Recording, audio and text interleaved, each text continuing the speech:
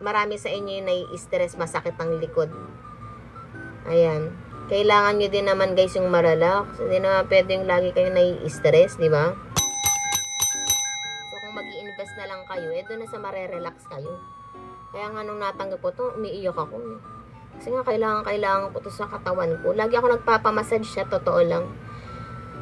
Lagi ako nagpapamassage. So syempre, di ba sa massage, isang oras, 400, 500, di ba? Isang oras. Ito guys, oh. Ay, magkano na i-invest nyo? 880? 1,000 something. 880 pesos na lang ata to eh. Hindi lang to 2 oras. Kahit kailan mo gusto hanggang buhay ka. Habang buhay ka.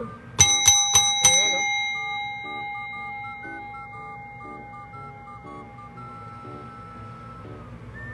Grabe, sarap.